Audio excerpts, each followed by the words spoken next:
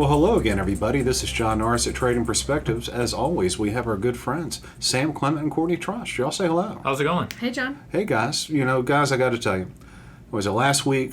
We had some horrible storms come through the Birmingham area. Yeah. Absolutely awful. And truthfully, I'm generally a pretty heavy sleeper, but the storms are so loud outside my window that I woke up. And it was really impressive. And this was after being with friends the previous weekend over in North Carolina and just saw the most impressive lightning show and what have you on, what was that? Must have been on a Friday night down in outside of Wilmington. And I got to tell you, the storms seem a little bit more severe now than they used to. It does seem a little bit hotter. All that stuff, maybe there is some climate change going on. I'm not a meteorologist. I'm not a climatologist. However, it does seem as though something a little freaky's up. However, I wish I could get to the point where I am as concerned or as worried about this as organizations like the WHO tell me I should be. Sam, I know that you read this article, and Courtney, you did too.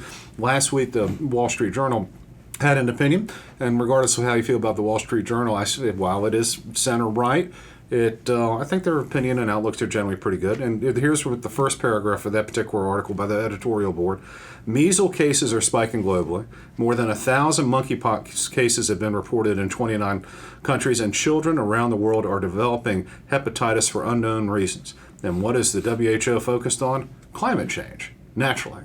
So doesn't seem naturally. Well, it doesn't. It doesn't really. I mean, so I'm asking you. Here I am, Gen X, and here I am saying, okay, maybe something's going on here. I'm not going to deny that maybe something's going on. It does seem a little bit hotter. The storms do seem a little bit more severe. All that stuff. I'm not going to necessarily deny that. However, Sam, what should I be feeling about this? Should I have what the WHO is calling eco-anxiety? Well, and that's where I think this issue gets a little less black and white, is that there needs to be nuance with it. Really, like most things. I mean, yes, I do think a lot of the things we're doing are probably pretty awful for the climate. I just don't see how that's not the case. But to be priority number one in what's causing a lot of people anxiety, like something's going to happen and the world's going to end next year, that's misguided. So there should be nuance in saying that this is an issue, this is something that we probably should talk about. But like you just quoted in the article, there's things that are going on right now that are killing people globally. I mean, today. Yeah. And those seem to be less of an issue to an organization that is designed for those issues. And Courtney, here you are. You're a young mother with a bushel full of children. And here you are. When you think about your young children growing up in a world where the climate is changing, does this give you any sort of eco-anxiety at all? Here you are, Miss Millennial. And we should really get you a tiara and maybe a sash or something like that. I like the sash. Is this the sash? Yeah. Says Miss Millennial on it. I mean, are you anxious about the economy? I mean, not the economy, but Yes. about the climate. No. That's the quick answer. I think that, kind of to y'all's point, right now in where I am in life is, I have a way of compartmentalizing, and I guess putting this in the back burner because I have daily, keeping people alive as my top priority. It sounds like awesome chore. Yeah. Yes. Super fun. Just quite a lot to do with that. But Yeah, ICU nurse. not quite the same. But I think that, part of the article said 45% of young people, surveyed saying that they felt that climate change or just the environment in general, environmental concerns, was disrupting their functioning ability. Their daily functioning ability. And I guess it goes back, I think about the kumbaya of like when you're in college and how you feel like when you're in college that you can change the world and you're going to make a difference. And I'm not saying that people don't make a difference or that you can't change the world. But I think once you get a real job, my experience was a little different, that I realized pretty quickly that, you kind of had to have more people that would make the change, not just me. There's bigger issues. Yeah, and there's bigger issues. You realized pretty quickly that you were just another brick in the wall. Yes. It's kind of demoralizing. The important part of that paragraph in the article. That's what people are struggling with. It's that those people surveyed, it says, were mostly higher and upper middle income countries. So But that's not surprising. no, it's not. But I also think it's like deeper rooted, and I talked about this right before we started, in that once people quit having some of the more serious day-to-day issues and problems, they start to worry about things that aren't as drastic and aren't as immediate. I think humans are naturally meant to have a certain stressful environment, and once you get rid of a lot of that, Well, fill it with something else. I mean, certainly. I mean, what the Wall Street Journal was quoting was a survey conducted by, I guess, The Lancet, which is I believe a British publication, if I'm not mistaken, that is on health issues and what have you. And 45% of young people surveyed. I don't know the methodology, so I'm going to be speaking a little bit blindly here. However, I do know the thing about surveys is you can ask a question in a particular way in order to Yes. get the desired result. Yep. And then also, just exactly who were the young people, where were they interviewed, what time of day. There are a number of different things that can go into it. Sort of like, Sam, do you find climate change something that necessary to be worried about? Do you ever think about it? Sure. Yeah, exactly. Yeah. So all of a sudden it's like, oh, all right. So then you phrase it a little bit differently after that. Next thing you know, it's 45%. Sam's one of the ones that's, with his head on the desk. Yeah. Banging against it. Can't imagine anything other than the world's going to end. But you kind of bring that all up because, I have read studies, or not studies, but stories about people roughly more your age is not mine, who have decided not to have children because they don't want to bring Right. children into the world due to what they believe is going to be climate and environmental failure in a relatively short period of time. And I'm not exactly sure how that message is getting to these people, that you're going to stop your biological function because you're worried about eco change. Well, and I think, the saying, and we've talked about before, that you sell more umbrellas when it's raining. I think a lot of it you have to... Speaking of which, I couldn't find one this morning. Yeah, you got to look at where some of this information is coming from with everything and see what, benefits these organizations are getting from instilling fear and what have you. And, the WHO, being a perfect example, it seems like a lot of these diseases going around would be bigger issues, but instilling this fear of doom over the next couple years, that seems to be pretty profitable for organizations. And I think to your point, John, a lot of people might also choose not to have children because there is a fear that we're overpopulating the planet and that we are exhausting resources too fast and that it's not sustainable. And I do think if you take a step out and you look at it, and I do worry about, what are we making such major mistakes now? Because you look at the history of industrial revolution and all of that, and you think through, gosh, we've come a long way in trying to protect our environment and sustain it for a longer period of time. But what is that period of time? And are we doing things that we will not be able to go back and fix and erase? And the answer is yes, we probably are. And I'm sure that there are people who are much more educated in this topic that could speak to this. But I feel like because there are such alternating or conflicting opinions on this, that it makes it hard to kind of have buy-in. And for me, which just probably speaks to my personality type, if someone would just lay it out and say, okay, we all agree that yes, these are the steps that we need to take, and we can preserve our environment for 100 years or whatever that looks like. And it's just you can't get people around a table to agree to anything and then a course of action. We are so far from that. When people are still saying that cows and livestock are a huge contributor, the amount of, say, bison in North America has drastically been decreased. When we can't even have a good faith argument and discussion about the impact that meat So we should does. all be vegan. Yeah, which ends up causing more issues, and cows sequester carbon, and that you can't have that discussion with people. And so we are so far away from having any sort of good faith discussion on this when we can't even agree that, well-raised cattle sequesters carbon and is actually net good for the environment and more nutritious than a lot of stuff. that people are trying to be fed. So then you have two different political parties that every time one is in office or has majority, that they're able to kind of create legislation that make it harder or more beneficial to the business world. Because it does go along party lines, wouldn't you agree?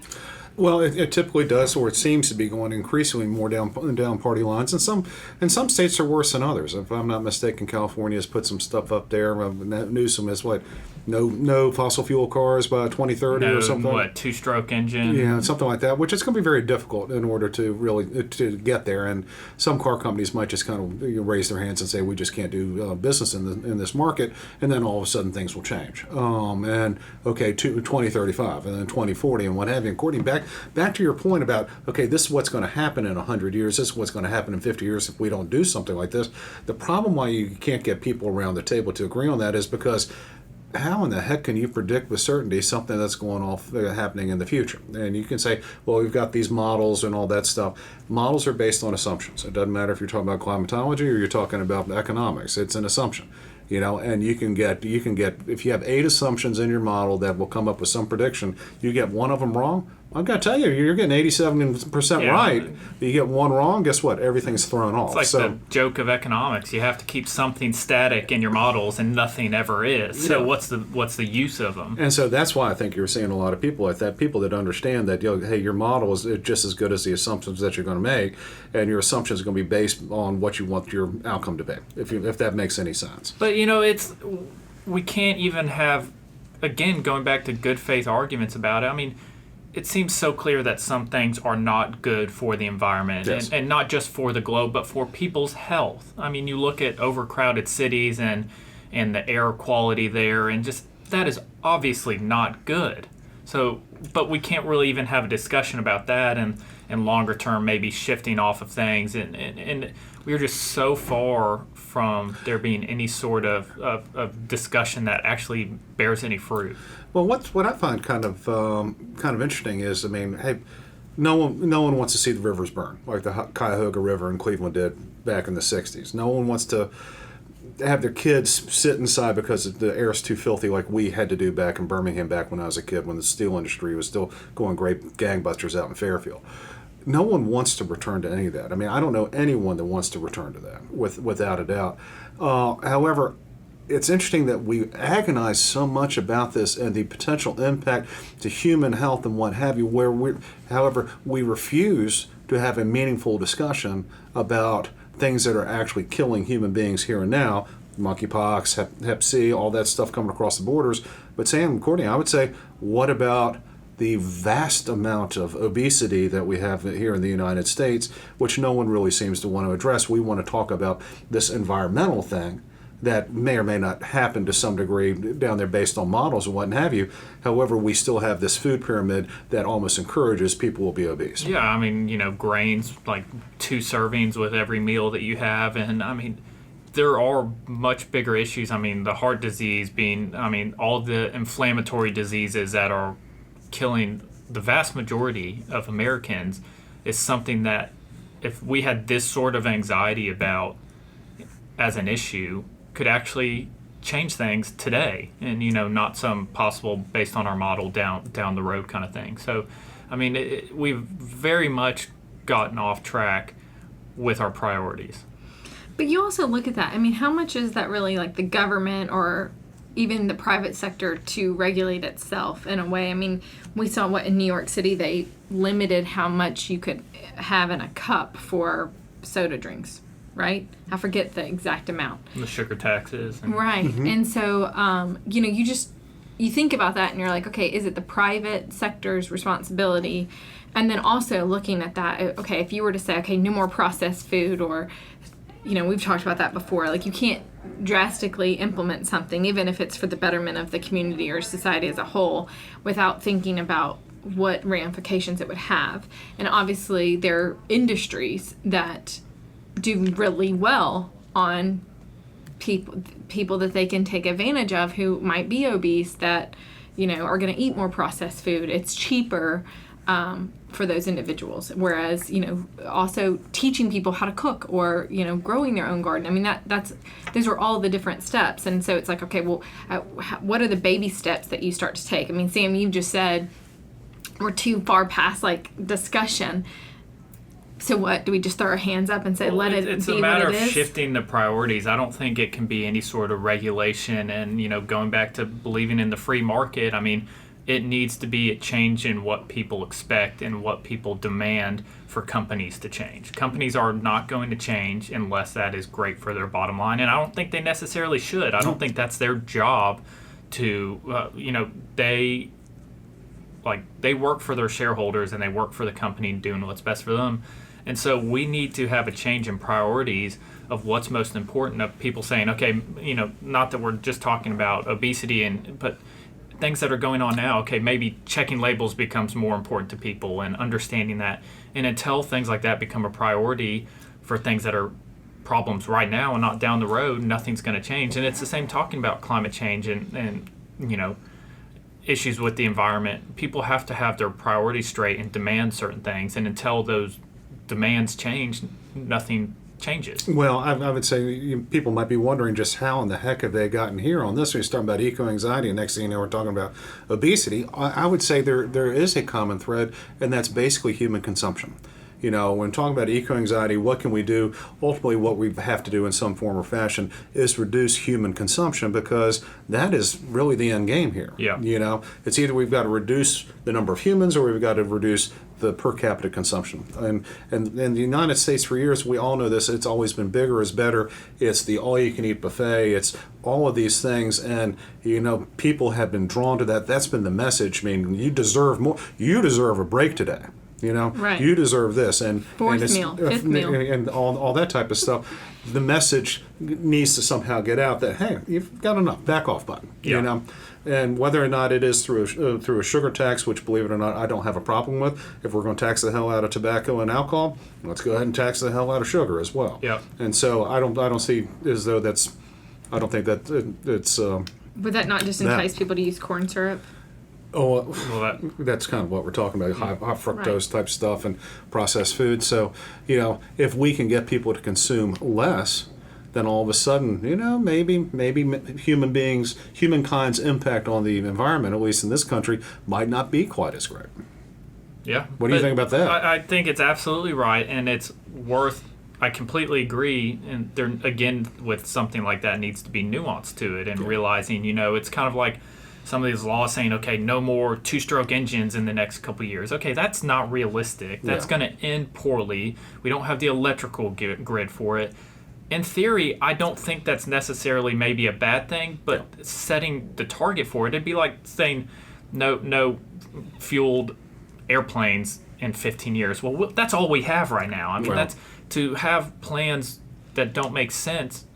It's just going to end poorly, and we've seen it end poorly. We've seen energy grids fail time and time again by forcing things too soon. So it's absolutely right, but everyone just needs to come back to the table with a good faith argument about it. Yes, I mean, so here we are getting close to the end of it, and I got to tell you, from Gen X, male perspective, people out of the house and all that stuff, I don't have any sort of what I'd call eco-anxiety. Truthfully, I don't, because I'm so old. It's just.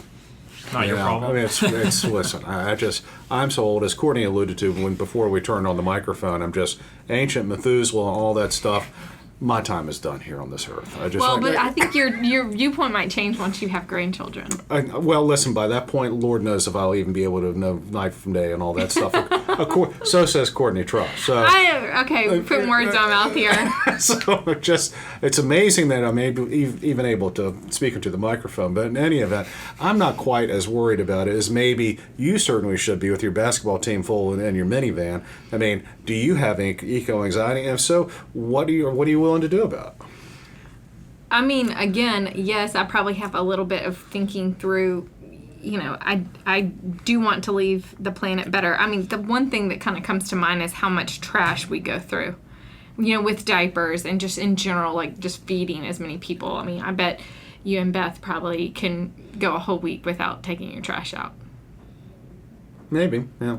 Sam, y'all, I mean, do you take your trash out every day? Very frequently, but you do? I mean, what are you consuming that has everything has plastic. Everything you eat has trash associated with it. I mean, aren't there some places in the country that charge you, they weigh your trash? Maybe. Well, if that's the case, I just go put mine in my next door neighbor's Todd Boozer. All right, put it into his trash can. But so you're saying you've got a little bit of anxiety about it, and you're concerned Yeah, because about it. I know there's so much trash, and I think about that every time. I'm like, I love ordering stuff. But that causes stress.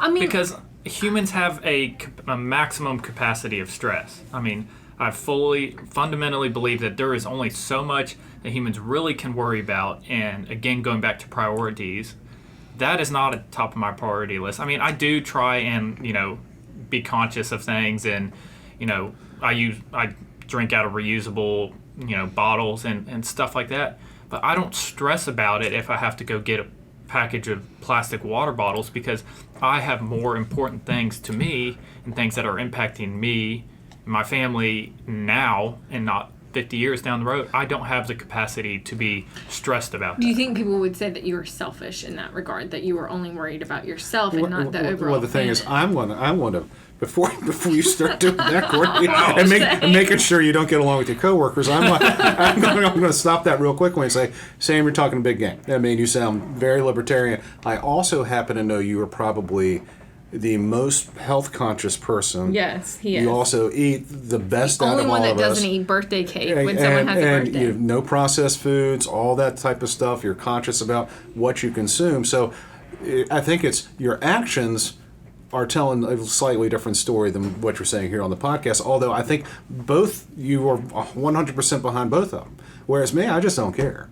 Whereas you inadvertently care, and your actions are speaking louder than your words. What do you think about that? Which actually is probably better, because my actions are not speaking louder than my You see, words. okay, so maybe that is the trading perspectives. My generation, you guys worry about it. Y'all care about it. You're worried about it, but you're not willing to do a damn thing about it. I can't handle one And then more Sam thing. says, I'm not worried about it, but then inadvertently he's actually doing stuff about it. And I think that's probably a little bit more prevalent in our society than we think. Because you're right. Beth and I don't go through that much. I mean, the only thing we throw away is maybe wine bottles, and just that type of deal. And so there you have it. I mean, And maybe to Sam's point, you're not worried about it because you are doing things, But, and it's I'm not that not, I'm- and I feel guilty that I'm not doing It's that I'm it. not stressed about it. okay, You can, Sam. you can. Sam, Relax. it's okay. Relax. You sound stressed right Very now. stressed. It's okay if you're far left. Yeah, It's okay. Me and the burn. Felt the burn. It's okay. All right. It's all right. Deep breaths. Deep breath. Courtney, I mean, we started off, Sam, for those of you all listening, Sam and I, before we turned on the microphone, said that we were going to throw Courtney underneath the bus. And Courtney, what has happened here? I think we might have thrown Sam under the bus. All right, guys. Thank you all so much for listening. We always love to hear from you all. So if you have any comments or questions, please, by all means, let us know. You can always drop us a line at tradingperspectives@oakwood.com, or you can leave us a review on the podcast outlet of your choice. Of course, if you're interested in reading more, hearing more of what we have to say or how we think, you can always go to oakwood.com. Take a look underneath the Thought Leadership tab for all kinds of exciting information. All right, Courtney, any last words on this topic? I think we're good. Sam, That's it. you really don't have any That's last all I words? got. All Yeah, right, let's fair just enough. leave it. I don't either. That's all I've got today, too. Y'all take care.